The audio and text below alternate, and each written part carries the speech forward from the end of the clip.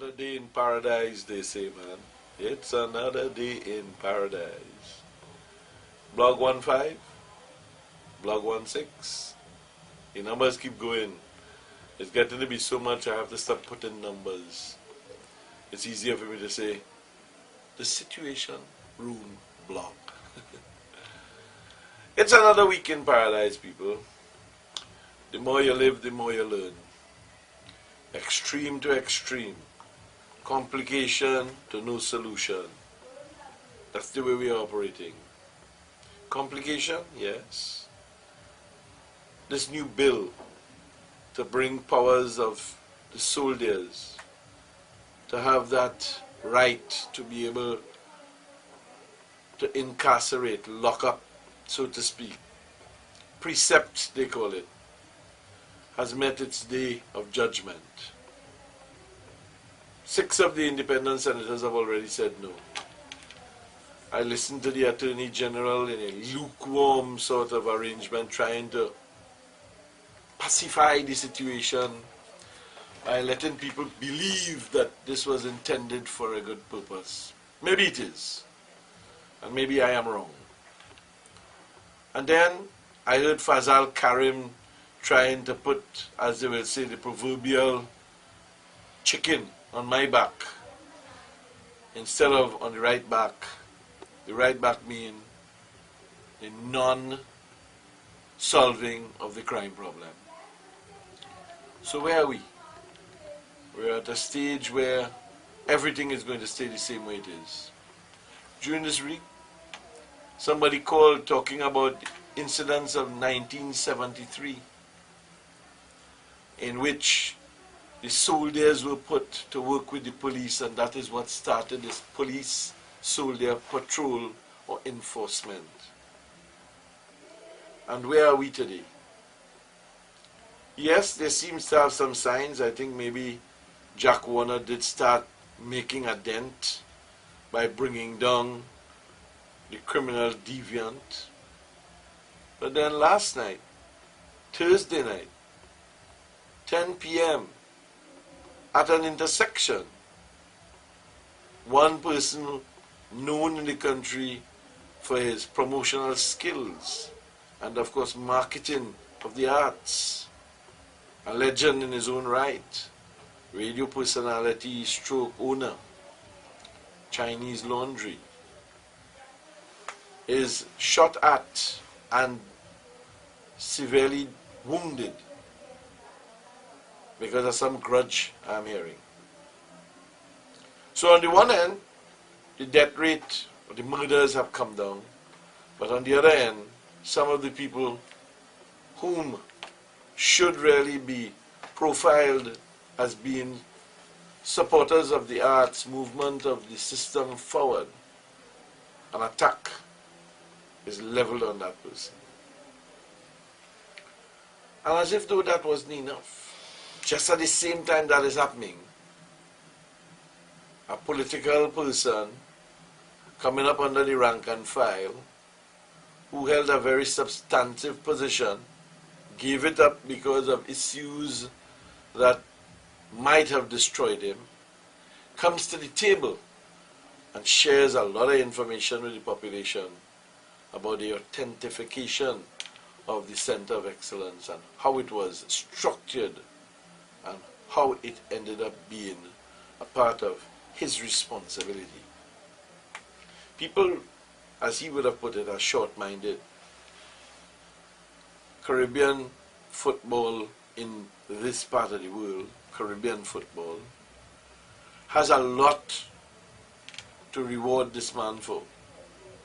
And whether there's an interpretation that he misrepresented as David Simmons was making it seem, it looks very clear that there's more in the mortar than the pestle.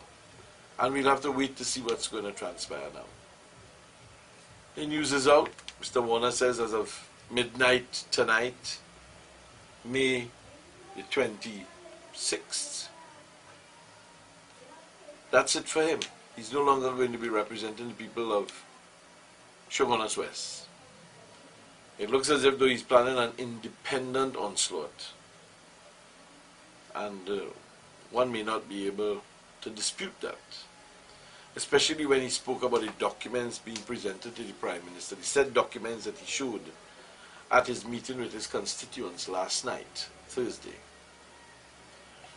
And one wonders, if at the beginning of all of this, the Prime Minister didn't see it fit to ask for authentic documentation from Mr. Warner to substantiate the issues, why did she allow all this time to pass before asking Mr. Warner to show me substantive details? Remember how long this is going on. In excess of 3 years. And remember how many times this whole issue of the man's position has come up under threat by the media.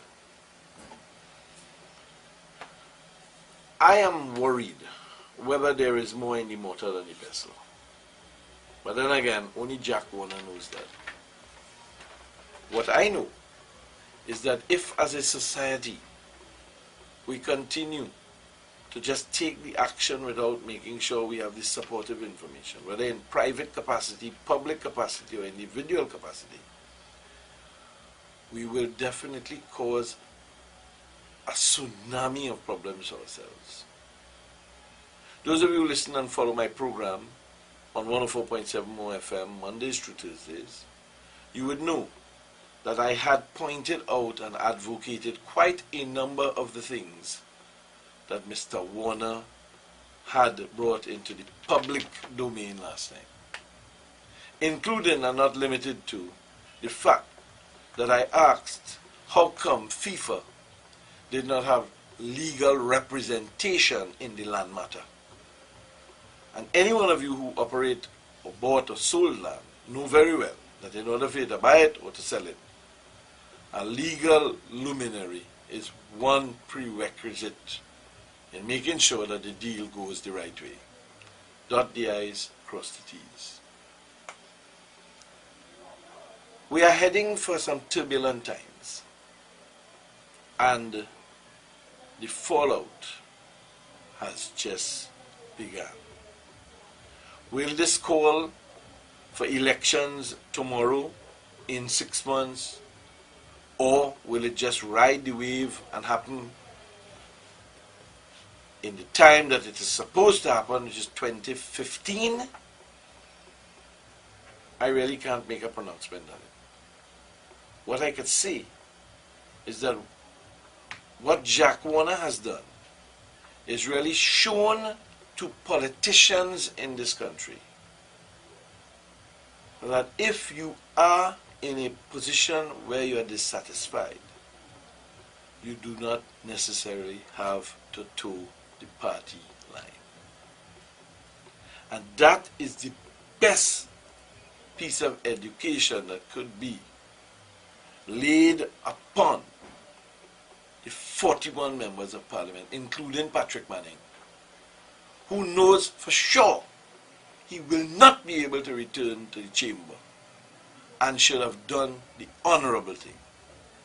I hope that he joins in that particular level of honor. Like I hope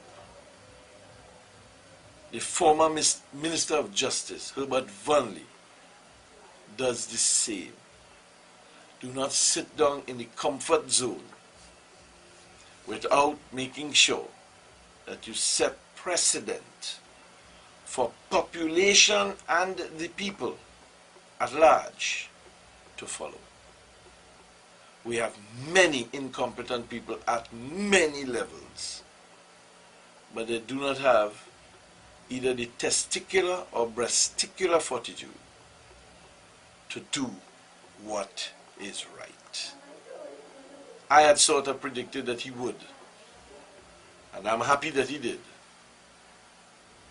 because I think with this comes really an opportunity for really a team of people to get together, common interests, interdependent, self-sufficient, patriotic, national-minded, and concerned about the population in majority